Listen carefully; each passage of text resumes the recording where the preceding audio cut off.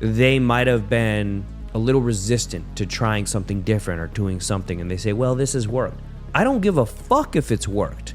I really don't at all. Like, if it's worked, great. That's the start. Welcome to the Spinoso Podcast. I'm your host, Dr. Alex Spinoso. My experience and expertise is in scaling all types of medical businesses to 7, 8, and 9 figures, and I'm sharing my journey with you. It's not a podcast telling you you should do this. It's telling you how I did this, and I want to help you build your business, take ownership of your life, and be a better leader at home and at work. And guys, I'd love to connect with you. dralexspinoso.com, Instagram at Dr. Alex Spinoso. My co-host, as always, at Amanda May, Beauty Boss. How you doing today, Amanda? I'm fantastic. Good. And today we're going to talk about innovation, guys. And innovation is one of our core values at Genesis Lifestyle Medicine. So we like to get deep into that, and we're going to talk about that a little bit more. But before we get started, Amanda had a great question. What is your favorite invention? That's a really good fucking question. What did you have one? You came up with the question. You go first. I'm trying to think. It's very, very difficult. I'm trying to think favorite and I'm trying to make like PC. My favorite invention really is like silicone boobies. Oh, okay. But no, let's see. Real invention that has changed life. I like things that make simple things that make life way easier. So, for example, like all those stupid kitchen gadgets and Amazon shit that you see online that just make things maybe 30 to 45 seconds faster, but because we have 4 kids, it like that 30 to 45 seconds multiplies by 3 or 4. So, for example, we have a grape chopper because grapes are one of the biggest like choking hazards for kids, right? And we got this little grape chopper, and literally it's the most ridiculous fucking thing. It's a spring with 4 little blades, and you stick the grape in it, and you press it, and it chops it up into 4 pieces, right? But have you ever tried to use a knife to cut a fucking grape? Holy shit, it's a fucking nightmare. It's like fucking slippery, and you cut it half, and then you gotta cut the halves in half, and it's an absolute bitch. But this thing, this little grape cutter, is fucking sent from God himself. He's like, you wanted the grapes, and now you have the grape cutter. Oh, it's freaking phenomenal. I love that damn thing. So stupid shit like that for like the kitchen that just makes you faster is great. And I barely cook, but when the kids are screaming, mas fruta, it makes it so much easier and faster. I was going to say along the same lines, anything that's super... Grape cutter? Well, not the grape cutter, although I'm going to have to buy one now because that's awesome. A really great idea. Yeah. And I was actually thinking I eat a lot of cherry tomatoes. So I bet you the cutter would work for my cherry tomatoes. Oh, yeah. Which would be great. Oh, it's I great. put those in like everything. Awesome. But yes, I was along the same lines thinking about the most simple inventions are my absolute favorite. But one of the other things that came to mind, which is so interesting, I like to work out. I work out on a normal basis. And a bike that you ride, but you go nowhere. And a treadmill you run on, but you don't get any further. Right. Like, super simple, kind of ironic. But I use those things every day. So like, who would have thought instead of going outside and riding a bike, I'm just going to ride a bike in my house. I'm not actually going to move, but I am going to ride a certain distance and I'm going to get this great workout in, but I don't actually have to leave my workout room. Right. I think it's pretty fantastic. Anything that increases efficiency and time management, I freaking love. It's that amazing. That would not have been my answer like 10 years ago. It's kind of like the love language thing though. Okay. My love language has changed over the years. Like before, I used to love words of affirmation. Like, ooh, tell me how wonderful I am all the time. Can't get enough. Now I'm like, I don't really care if you think I'm wonderful. Did you do anything to make my life smoother today? Okay. I get that. If you can do an act, it's like the mom transformation. Yeah. If you can do an act of service that makes my day smoother, that fills my love tank. Like you don't even have to think I'm wonderful. Just make my breakfast for me. Exactly. Yeah. No, making life easier that's definitely, I think, as you become an entrepreneur and you gain more and more, I guess, money, but what you want to do is start buying back your time with little shit, like whether it's gadgets or we're thinking of putting a double washer, double dryer in the house because, doing clothes and laundry for 4 kids that change 3 times a day because they just have food all over themselves at all times. I don't even know where they get food from. They're just covered in food from head to toe. I think it's just like a thing. Like they wake up and they get food from somewhere. I have no idea whether they're hoarding it in their rooms or something. They just cover themselves head to toe. They're fucking dirty all the time. Yeah. And so you need 2 washers and dryers. Yeah, we have so much laundry. And then I don't have any clothes because my wife doesn't use her clothes. She wears her clothes just to the gym. Otherwise, she's wearing my fucking t-shirts and shorts all day long. So I don't have any clothes. And I have very little clothes because I got rid of 90% of it. I wear the same t-shirts, the same outfits. Like I have 20 of these. I just wear the same thing on rotation. And then she starts to wear them. And so it's 2 people wearing just my clothes. And I have to wash my clothes like every 3 or 4 days because I run out of fucking clothes. This is like when they say husbands and wives start to look alike the longer they're married. Yeah, right? You and your wife are because they just wear all my shit. Yeah. They just wear all my shit. And so, like, things like that. Having a double washer and dryer would be amazing because we could wash literally almost all the clothes in the house in one afternoon instead of it taking like 2 or 3 days because you got the baby's on delicate and then the kids on a different setting and then her clothes and then my clothes and then everything like that. It'd be good to just be able to take care of that. But anything that's efficient, any efficiency thing, I am 100% for. Anything organization wise, I'm 100% for. I love those types of inventions, 100 fucking %. Yeah. I mean, it's a great conversation. And I think going into the genesis core value of innovation, that's an incredible core value for us to have as a company. And although we've touched on this in previous episodes, like you said, touching on it again and diving a little bit deeper today is going to be good. And how do we creatively change for the better and embracing that with our teams so that they stay dedicated to growth? That's going to be what we're going to unpack today as far as why innovation is one of our core values as a company. Yeah, people think that innovation is literally that, inventions, like inventing new things, or you have to come up with shit out of air. Guys, everything has been invented before. Literally everything. I mean, unless you're, again, a super genius, like Elon Musk didn't invent the rocket.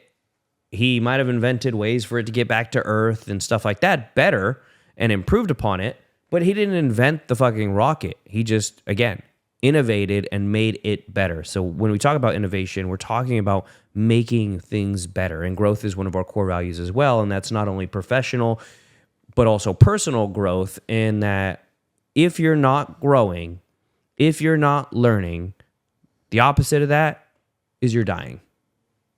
It's as simple as that.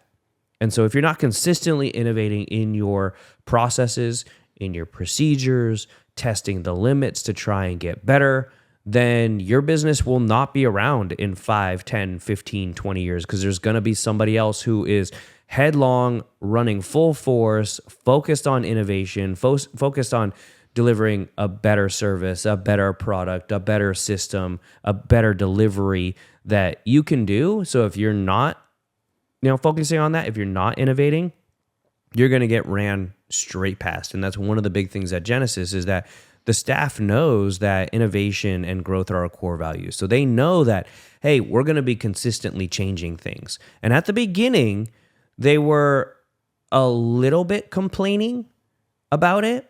And I'd say a little bit because, again, core values and speaking into that and making sure that everybody understands. I say a little bit because it is difficult. It's difficult to put in a new system or a new way of doing things when you're used to doing it for 4, 5, 10 years.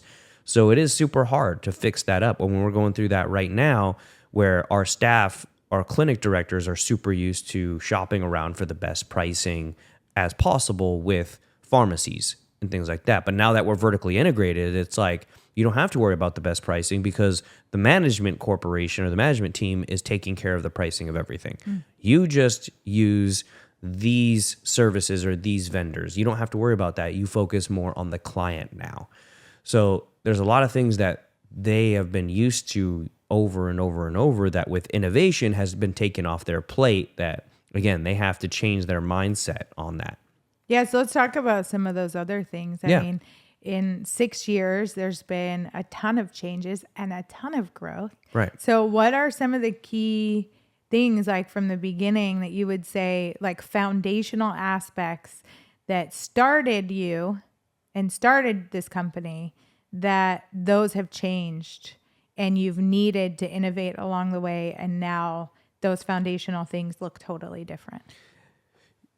Definitely. So just starting with how we launch a new location. Back then, we didn't have a lot of standard operating procedures, and we spent a ton of time, you spent a ton of time building Genesis University, creating an onboarding system for our staff members, creating a 3-week training platform and a 30, 60, 90 days check-in for those new employees. We didn't have that at the beginning. Really, it was just like, hey, you're partner up with this person, MA with MA, provider with provider, clinic director with clinic director, and you just learn as much as you possibly can for them, and then you go do it yourself. And then we would kind of check in with them every once in a while to make sure there weren't huge gaps. And it worked over and over and over. But now that has completely changed to the full-on system, the built system that we have. Something that we probably should have built a long time ago, but we were too busy scaling as fast as we possibly could. Other things like our marketing systems have gotten bigger and better across the country. Something as simple as our website has been developed and redeveloped, and now it's actually going through another redevelopment with 70 plus, almost 80 locations, going through another redevelopment that's going to make it even stronger, and talking to our SEO company and our website company and making sure that they're innovating on their end. So it's not just us that we're innovating, it's our vendors that are innovating as well, and our strategic partners and people like that we're making sure that our vendors and our strategic partners align with our core values, and we are going all in one direction together. Because if we succeed, our vendors succeed, because we got to pay them more money because we're going to get naturally bigger, order more meds, have more web pages, have more service pages. Whatever we're doing, they're going to get more of that too. So they're going to benefit. And it's having that conversation. And I remember Brent and I had that conversation with our marketing company long ago, and our website company.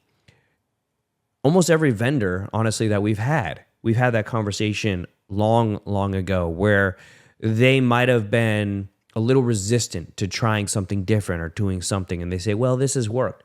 I don't give a fuck if it's worked. I really don't at all. Like, if it's worked, great. That's the start.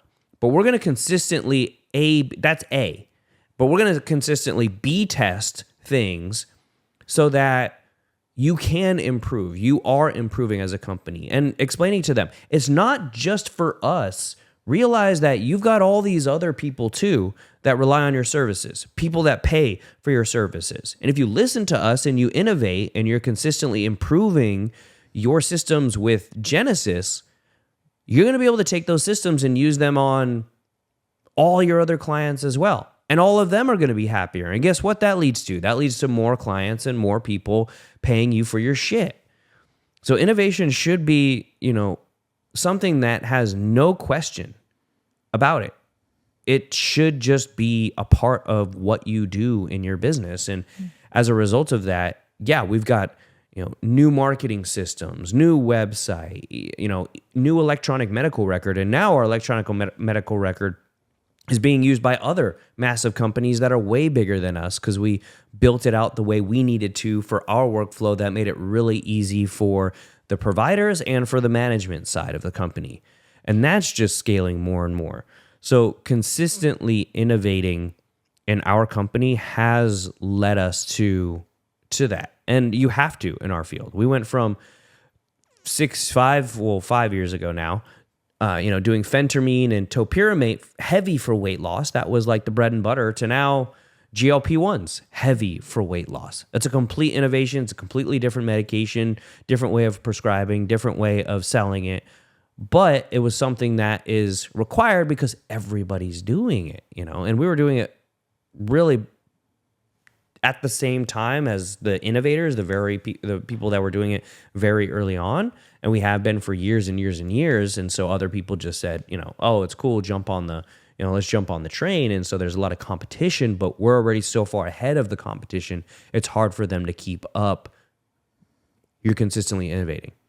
Well, it brings me back to our start of this conversation where we're talking about simplifying things, like where we like those inventions around our home that simplify the process. And that's so we can have more time and do things better and, peace of mind and all of that. And it's the same thing in the business. It's like whatever you can do along the way to simplify processes so that you can scale, so that you do have more time, so that your teammates have a better work experience. I mean, one of the other missions of Genesis is to be the best place to work.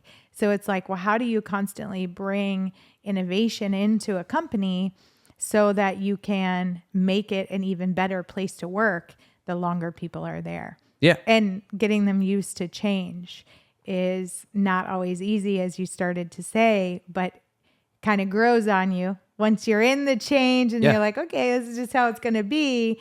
Change is okay. Change is a good thing. And once they see that the changes actually do make their job easier, like maybe somebody who's cutting grapes by hand really loves it. Yeah. And then they're like, well, I don't want to use a cutter. So they use the cutter, and then they're like, well, this cutter is great. I can't believe I ever used a knife. Exactly. So no, that's a big thing. Our staff using AI for their consultations or when they speak with clients in our company.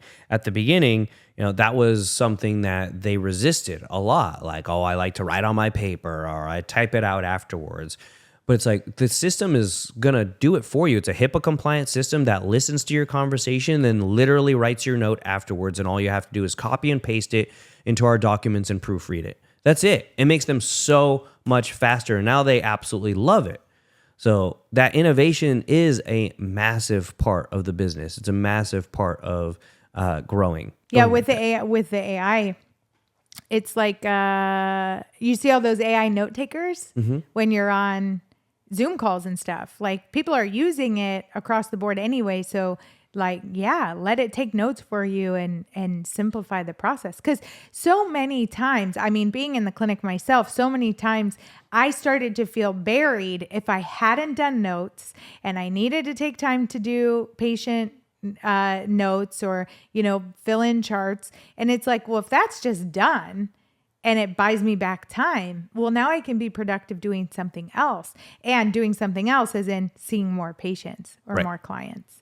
And that just makes the business that much better. Yeah. And then you're not missing things either, because if you see 3 or 4 clients, now you got to go back and take notes. It's like, well, what did this one say? Or was that one? Or, you forget things. And so I just, makes, 1, the process more seamless, but 2, I feel like a lot less mistakes will get made in that. And so. And a lot of people are worried about, in jobs, traditional America, efficiency creates more work. Like, if you're really good at your job and you can get everything done, well, guess what? Because Bob over here sucks at his job, you're going to have to do half of Bob's work for the same pay. It's different in our field and different in our systems, because if you do all your work done, you get it done fast, then you have the opportunity to see, like you said, see more clients, be more efficient, etc. You're going to get more bonuses. You're going to get more pay. You're going to be elevated to a manager in our system. So making sure as a business owner, you're also recognizing that and encouraging that innovation. It's like, oh, I didn't just innovate so that you can make me more money. I innovated so that, hey, you could see clients faster now. You don't have to sit there and write your notes for 30 minutes to an hour at the end of the day. For those 30 minutes to an hour, you could be following up, closing sales, and as a result of that, you make more money. That's really what you want to do. Because remember, people don't work for you. They work for themselves. So making sure that You are cultivating a culture and a system that allows your staff to take care of your clients better, faster, more efficient. That's all clients want. They want a service without defects. They want it in a timely manner, so efficient, and they just want you to be nice. If you hit those three things, you are going to succeed, period. You're going to win, period. Yeah, it's encouraging the mindset of our teams to embrace the dynamic and not being static and being stuck. And you mentioned at the beginning, if you're not growing, you're dying. And I recently heard, and you probably know more if this is accurate or not. I'm always cautious to repeat things I've heard if I don't know personally, but I feel like this might be a thing. If you have 2 petri dishes and you put bacteria in both, the one that you feed, well, the bacteria continues to grow, and the one that doesn't get fed eventually dies. And so it's a very scientific statement. It's not just a catchy phrase to say if you're not growing, you're dying. Like it's actually legitimate. And so not being static, and that word, I guess, would somehow indicate staying the same, but you never stay the same. You're either growing or you're dying. And so as a company, embracing that mindset of dynamic change, because that's where the growth is going to continue to happen, not only for the company, but for the individual as well, which is what I hear you saying. Yep, absolutely, 100%. Ed Milet used to say, change is like dynamite. It could explode into opportunities. And sometimes you change stuff and it explodes just in your fucking face.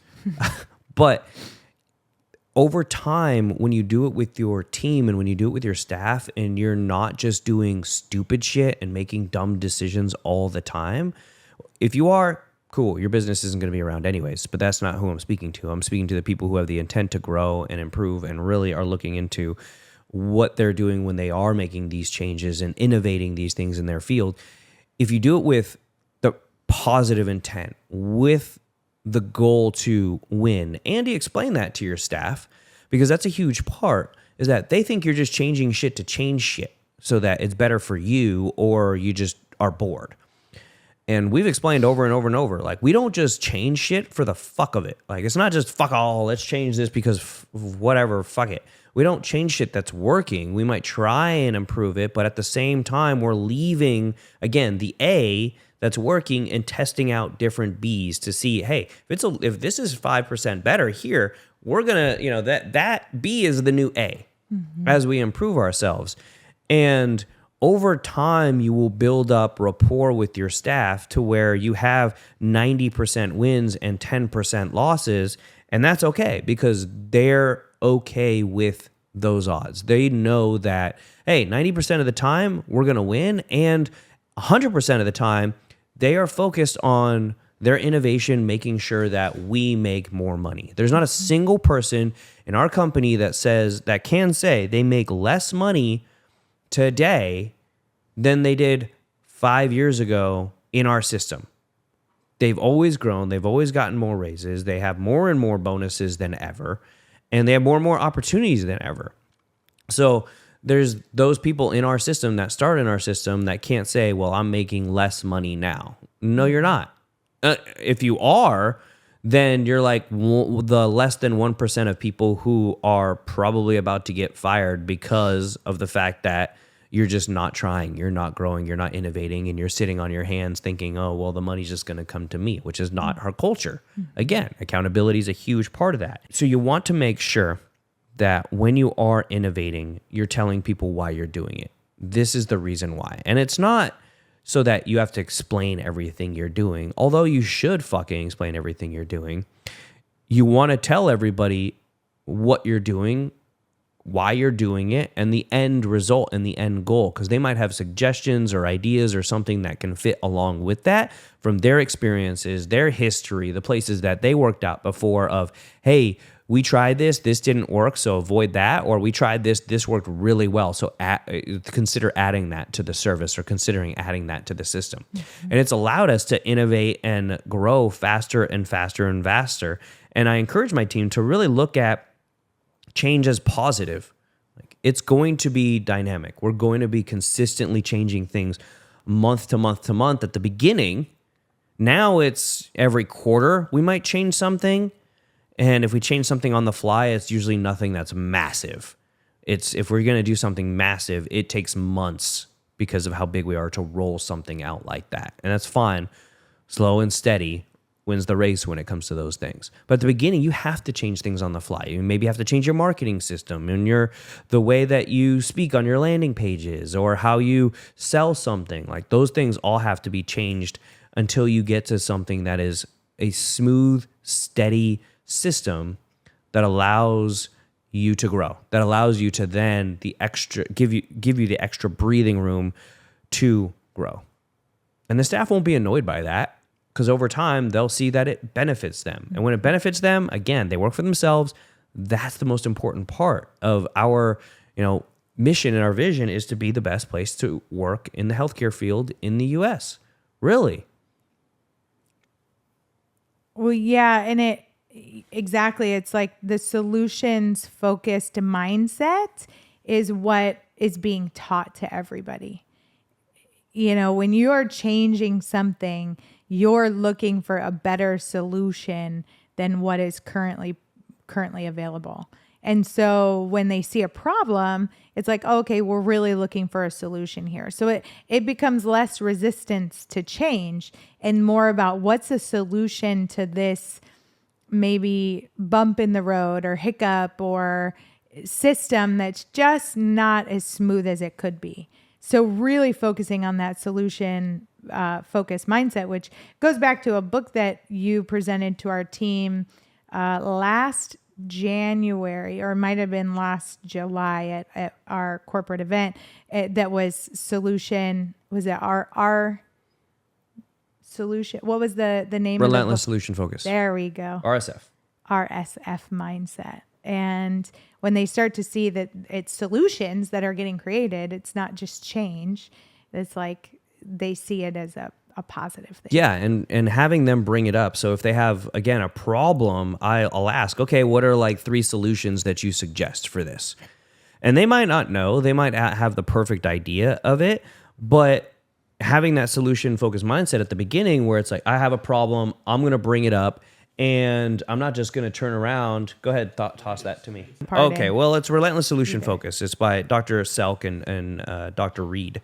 But it's a great book where really it boils down, all of this boils down to what's the one thing I can do right now to make this situation better.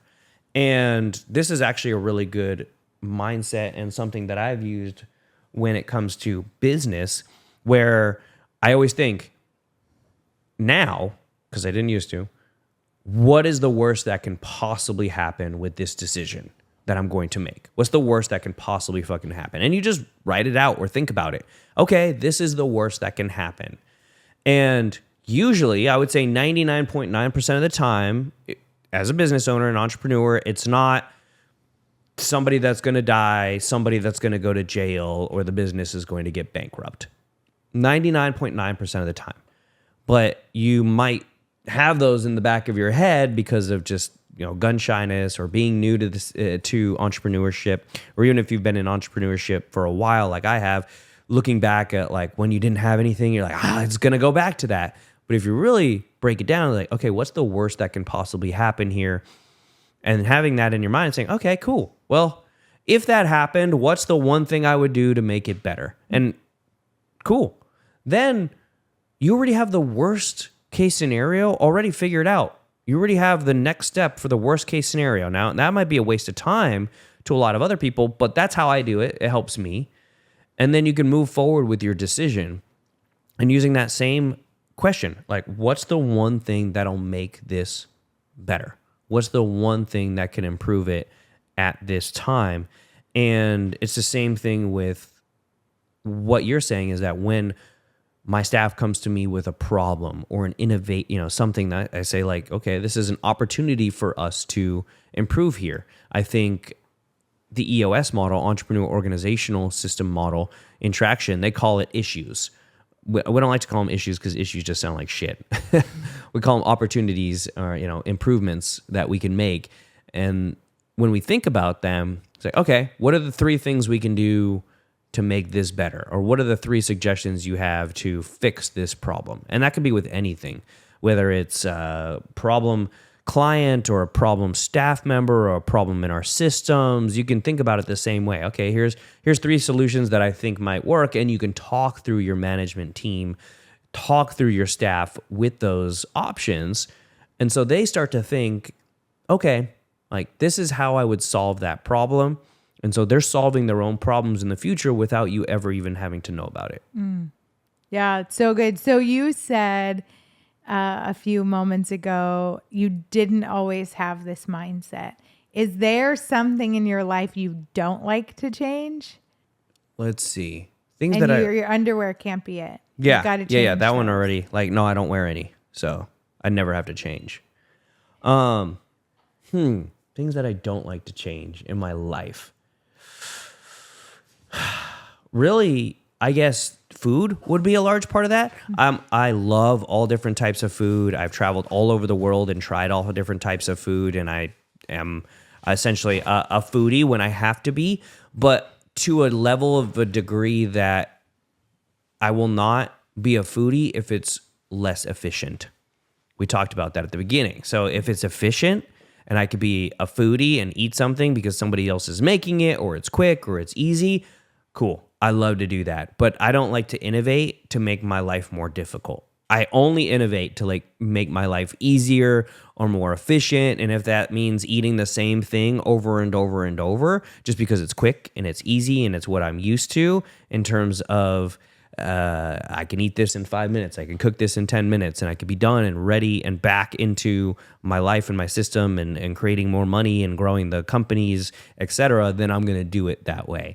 So that's what I don't like to change things that make me more efficient. That don't make you more efficient. Yeah, exactly. Opposite. Got it. Exactly. You and I are the same in that, because I'm the same foodie, but also really like quick solutions when it comes to food. Very, very similar based off the beginning of our conversation. Although, side note, I don't like to change things like my car insurance. Like I dread when that comes around. However, based off what we're talking about, it's always a good thing because I always end up saving money. So I don't know why I resist changing things like that. I'm like, why can't you just give me the best price from the beginning? Why do I have to cancel? And then you tell me you're going to give me a better price. Yeah. Like, why can't you just give me a better price and then I don't have to ever think of this? And I will stick with your company until the day I die. Yeah. Like, but it just doesn't work. Exactly. Insurance companies have like the best stickiness. I mean, those are stickiness things that make it difficult. And that's why we started actually a lot of the B2B companies in our field, in the medical field, is that you want to create something that has stickiness to it, that has people recurring to it. And it's just a headache to change. If you have all these clients using this pharmacy, it's a fucking headache to change that. So most of the time, unless the pricing that we get is ridiculously better at another location, we're not going to change because my staff is already trained in this system. They know how to do it. They know how to order. The clients know what to expect on the shipping end of it. So we're not going to change that. And so a lot of B2B companies really do well, obviously, and in car insurance is more like B2C, but it's the same. If you can create a stickiness to your company, it actually reduces the amount of innovation that you have to do. Because if you don't innovate and you have a sticky company, or it's difficult cancellation or change process, they're just not going to do it. For example, home insurance. I have never changed my home insurance. I just buy a home and it usually has the home insurance that is set up for me, or I got to get it on a rush, because usually it's like, you got to get home insurance today or else the loan won't close. And it's like, okay, which one? I don't know. Just get home insurance. And I guess the insurance brokers out there are going to be like, oh my God, he's making me have a heart attack. But I'm like, I don't fucking care. Can you insure it? Yeah, cool. Okay. I will never change. I don't even know the name of my home insurance company. I don't even know. I only know the name of my car insurance company because when I had to insure the McLaren or the other cars, they wouldn't insure it because, my specific one, I wasn't old enough and the car was too expensive for them, etc. So I had to get specific insurance from specific companies that would cover the cars. But otherwise, It's a sticky business that you don't really have to innovate. So if you never want to innovate before, I guess opposite of this, find a sticky ass business where it makes it difficult for people to cancel. They might complain forever, but they can't go anywhere because it's difficult for them to leave. I guess that's an opposite shitty way to do business, but you're going to win. Yeah. Yeah. Yeah, but you got to have it. So it's like, well, okay. Right. All right. So back on track. Where do you think that innovation and evolution really come from? I think it just comes from the feeling of trying to stay relevant. I think from a entrepreneur mindset, I'm always thinking, if you don't innovate, if we don't provide a better service, a faster service, a cleaner pathway, then somebody else is going to do it, and they're going to win. Period. I mean, that's, and studies and history has shown that. Where, look at Apple, for example, when they first came out with the iMac, the desktop computer for their clients, all the programmers who were the only ones that really heavily used computers at the time were pissed off about it. They're like, this is a piece of shit. You can't program as well. It's got all these very simple buttons to click, all these very simple folders to click, to navigate around. You know, this is not a programmer's computer. And Steve Jobs says, yeah, we didn't create it for the programmers. Like, you guys can complain all you want, but I created it for the household, to have normal everyday people utilize it. And guess what? They're a $1 trillion company. And it's the same with the iPhone. You can argue, again, yes, 100%. The photos, the camera is worse than your Samsung, and the firmware is worse than your Google phones or whatever. There's all those other phones that are faster, open files better, et cetera, et cetera, et cetera. But because they've got pretty blue bubbles, people are like, yeah, I fucking love this, because it's easy. And we've talked about this before with our kids. If your kid can use it, then you've got a product that everybody's going to love, because it's simplicity. Even when it comes to your marketing, we have found, and it shows, that if you have a landing page and they have to click 2 clicks instead of 1 click, your conversion rate goes down significantly. So it's like 1-click purchasing on Amazon. The reason why they did that is because it makes it faster, easier, more convenient, and people buy more because of that. So I don't think of innovation as like, okay, we are paving the way and creating new and exciting things for the future. I'm thinking of it more of a negative connotation as a business owner, thinking if we don't grow, if we don't innovate, then we're going to become irrelevant. And when you become irrelevant, then you're fucked, because there's all these people whizzing past you with a better service, higher quality, better customers, experience, faster customer experience. And that is a huge part of the equation when it comes to a client's solution. Time. That's a huge part. The faster, the problem, yes. But if you got 10 businesses that solve the same problem in the med spa world, tens of thousands of businesses that solve the same problem, the company who innovates to make sure that the time to solution is the shortest humanly possible, that company is going to win 9 times out of 10. Well, that's something that we share with our teams, really, is that they're in customer service. No matter what role they play within Genesis, that their role really is customer service. 100% it is. So getting that customer to the solution faster and smoother means that we can retain those customers. Yep.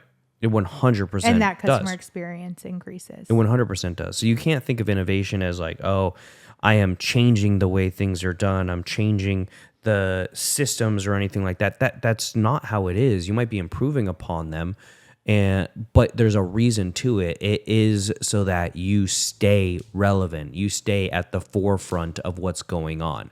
Because if you don't and you become irrelevant, it's hard to dig yourself out of that hole. And your staff need to know that too.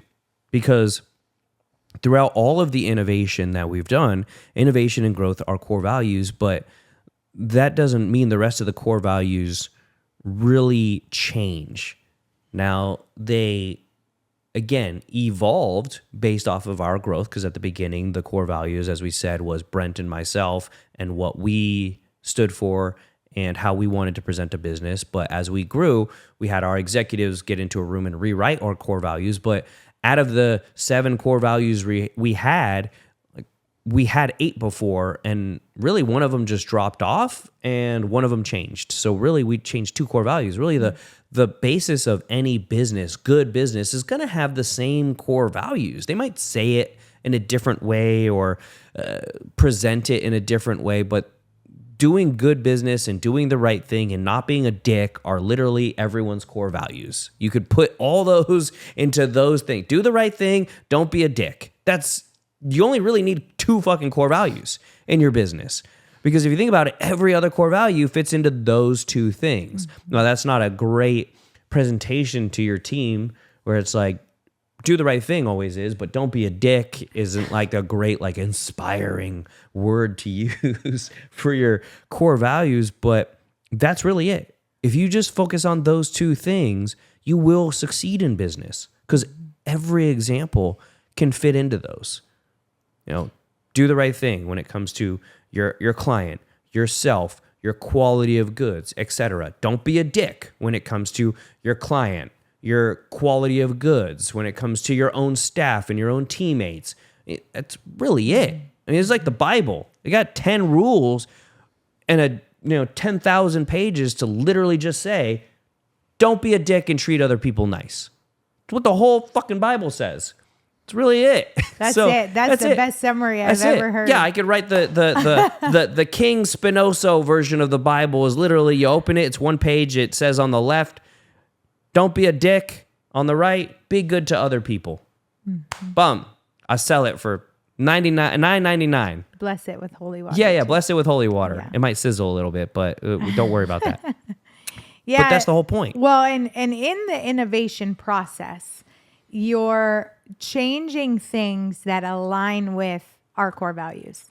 So if there was something that came along that did innovate the business in some form or fashion, but went against the company's core values, well, then you don't adopt that. So you're not going to do that. You're not going to make those changes throughout the company. So it's hiring and firing based off our core values.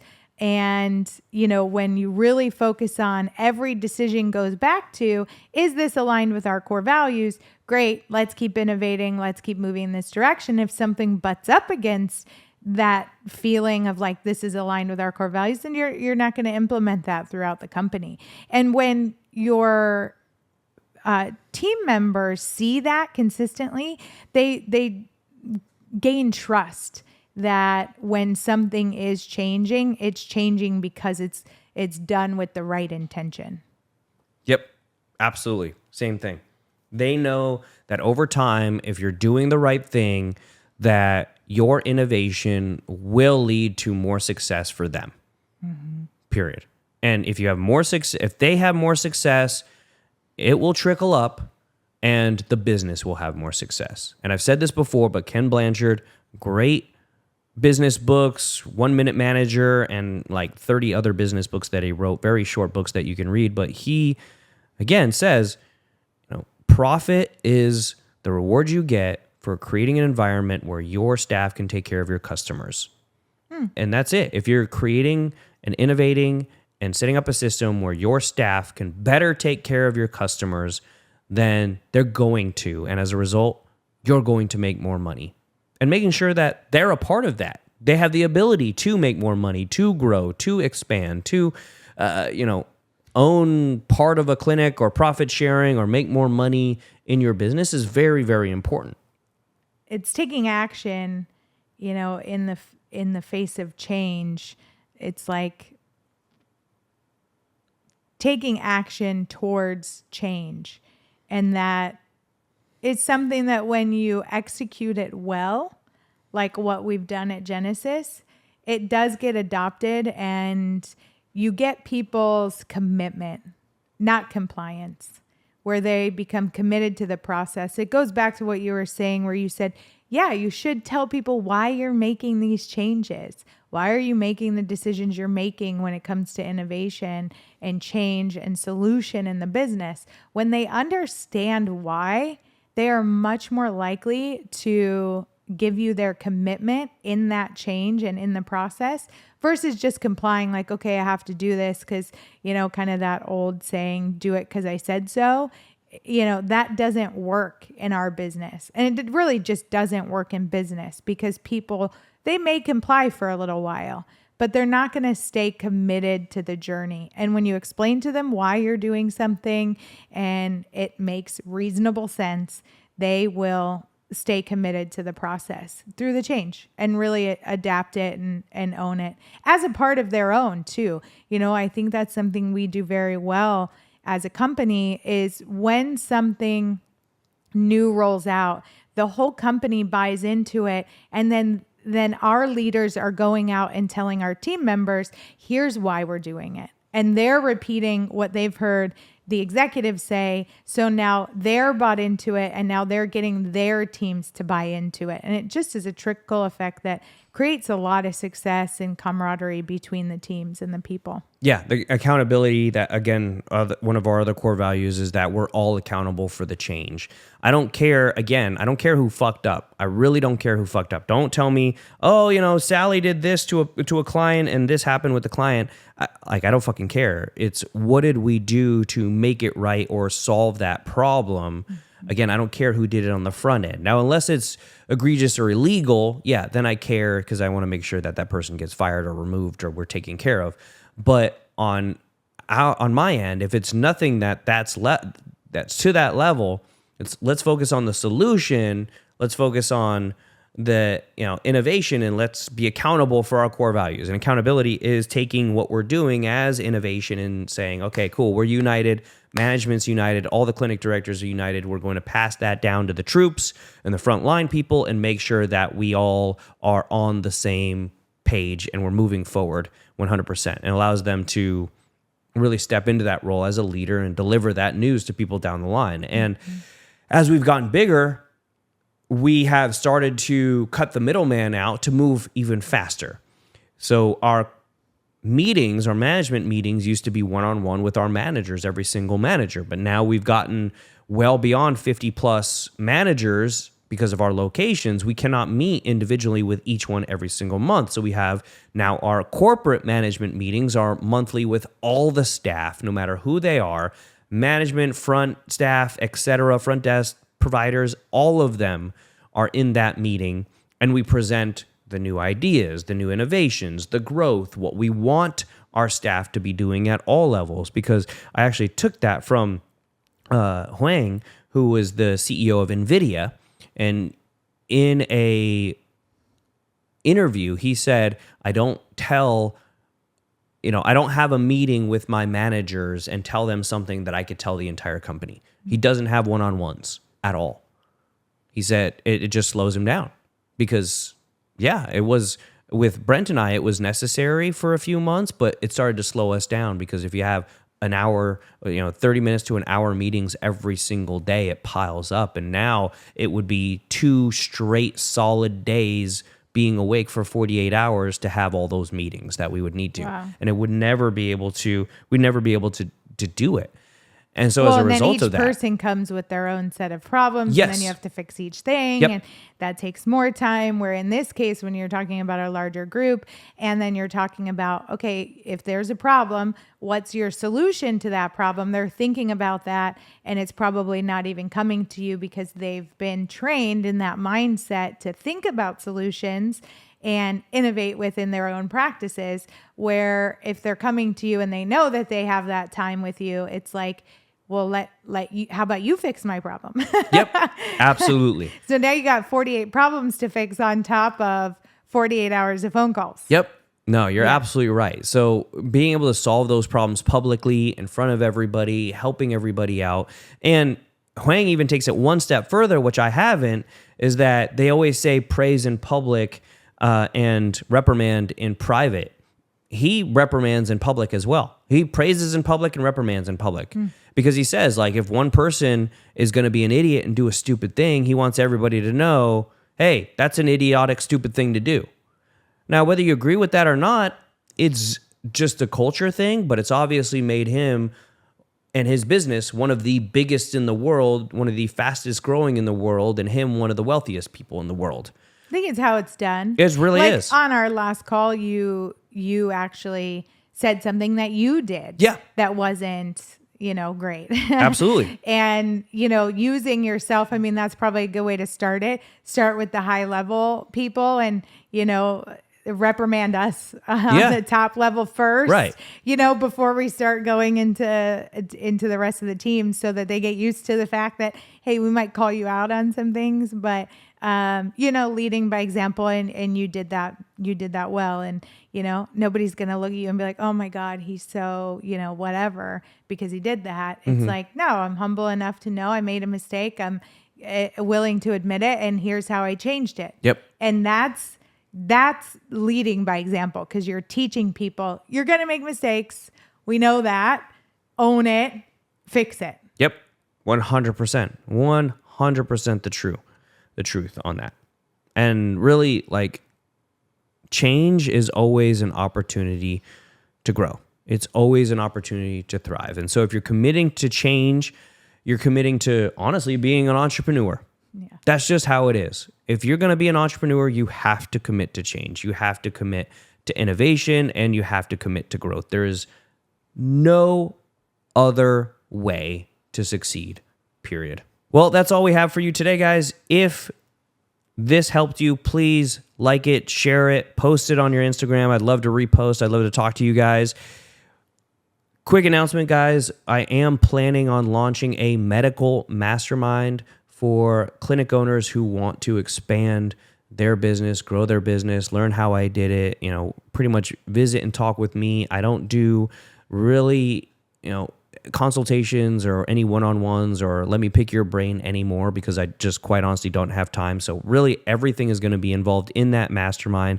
So get on the email list if you want to hear more about the medical mastermind. You can email questions@dralexspinoso.com, put in the subject medical mastermind, and then in the body, write about yourself for why you would like to be in the medical mastermind. We are going to keep those lists, and we will announce soon when that's coming. As always, you can find Amanda at Amanda My Beauty Boss or AmandaMayBeauty.com. Myself, Dr. Alex Spinoso.com, or just Dr. Alex Spinoso on Instagram.